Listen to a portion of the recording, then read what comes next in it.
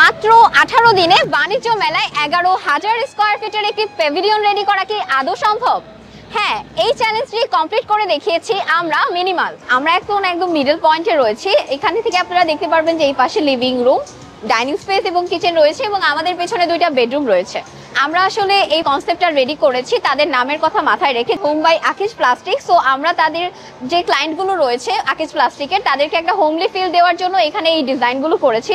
প্রথমে আমরা যদি আপনাদেরকে দেখাই, আমরা এখানে একটা স্পেস করেছি যেখানে আমরা সোফা অ্যান্ড আদার্স ফ্যাসিলিটিগুলো রাখার ট্রাই করেছি যাতে ক্লায়েন্টরা একটা হোমলি ফিল পায়। আপনারা যদি এই পাশে দেখতে পান, আমরা এখানে একটি ডাইনিং এক্সপেরিয়েন্স রেডি করেছি। আরও যদি আমরা সামনে যাই, এখানে আমরা একটা কিচেন রেডি করেছি। এই পুরো এক্সপেরিয়েন্সটাই আমরা করার ট্রাই করেছি এখানে যে ক্লায়েন্টরা আসবে, যাদের জন্য এই প্রোডাক্টগুলো রেডি করা, তারা যেন বুঝতে পারে কোন প্রোডাক্টটা কোথায় থাকলে আসলে ভালো লাগবে।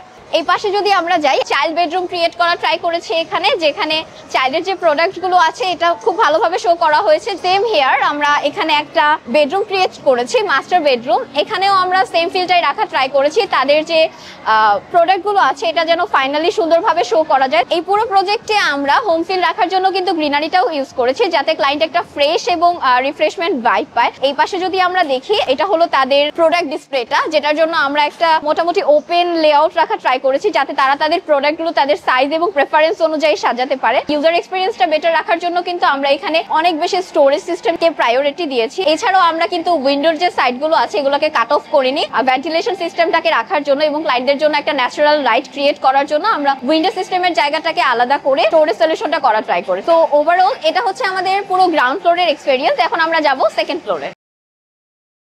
এই প্রজেক্টের জন্য এই স্টেয়ার ডিজাইনটা আমরা কিন্তু মেটাল এবং উডের ম্যাটেরিয়ালস দিয়ে করেছি যাতে ইউজার এক্সপেরিয়েন্সটা আরো বেশি হোমলি হয় এবং আর্টিফিশিয়াল মনে না হয়। তো ওভারঅল আমরা এখন সেকেন্ড ফ্লোরে চলে আসি। চলুন তাহলে সেকেন্ড ফ্লোরটা এক্সপ্লোর করা যাক।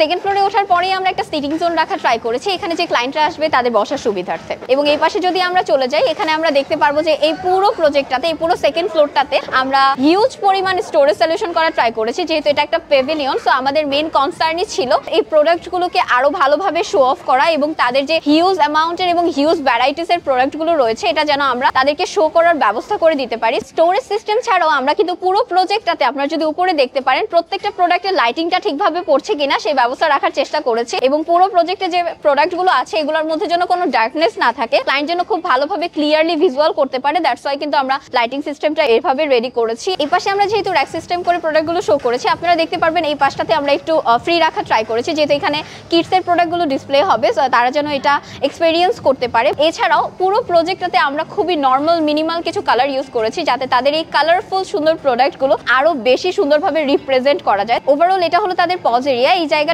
আমরা যে টেবিলগুলো রয়েছে এগুলোতে একটু কালার নিয়ে আসা ট্রাই করেছি যাতে পুরো এক্সপেরিয়েন্সটা আরো বেশি ইনহ্যান্স হয়। এই পাশটাতে আমরা একটা ছোটখাটো প্লে জোন করা ট্রাই করেছি এবং বাচ্চারা যেন বোর ফিল না করে তাদেরকে আরো এঙ্গেজিং রাখার জন্য ছোটখাটো তাদের কিছু গেমিং প্ল্যানিং রাখা ট্রাই করেছি।